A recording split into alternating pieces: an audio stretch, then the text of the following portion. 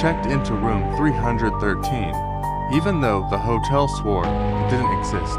Rain poured like nails on the windshield as Mayo pulled into the desolate parking lot of the Willowmere Hotel, a building that looked abandoned from the outside, half swallowed by fog. She was on the run from a breakup, from a death in the family, from a life she didn't recognize anymore. The receptionist, a man in his 60s with pale, flickering eyes, gave her room 312. But as she walked down the creaking hallway, her keycard beeped green on the door labeled 313. Curiosity or fate pushed her inside. The room was pristine yet wrong. Wallpaper bubbled in the corners like breath trapped beneath skin.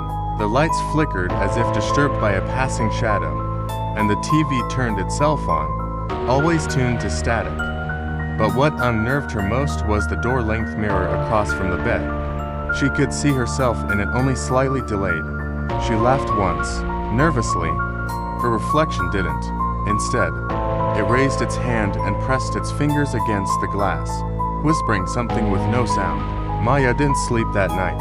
Something in that room was watching her. Each night, the room grew colder. Her reflection grew bolder. It moved before she did, mimicking thoughts instead of actions. When she tried to leave, the hallway stretched infinitely. The windows were sealed, but she could hear soft knocking from the inside of the mirror, knuckles brushing glass from the other side. By the fourth night, her phone was gone. The desk clerk claimed she'd never checked in. Room 313, he insisted, didn't exist. She stormed back, but where the door once was, she now found wallpaper, stitched over like a scar. Trapped in the room, time began to unravel.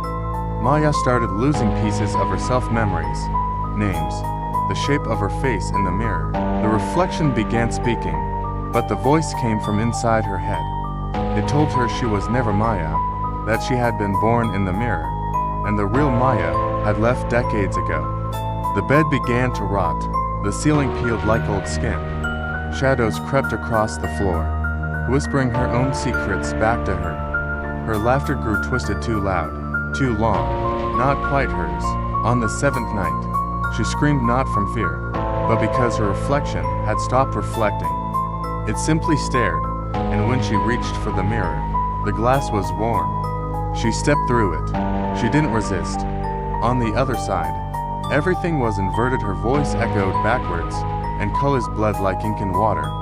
Her reflection, now in her bed, smiled and waved. Outside, the world moved on. Someone else checked into room 312. The cycle continued. To this day, guests still swear they hear someone talking through the wall next to room 312. Soft whispers, laughter, sometimes crying. But when staff checked the floor plan, they confirmed the same thing every time. Room 313 was sealed shut after a fire in 1973. No one has stayed there since.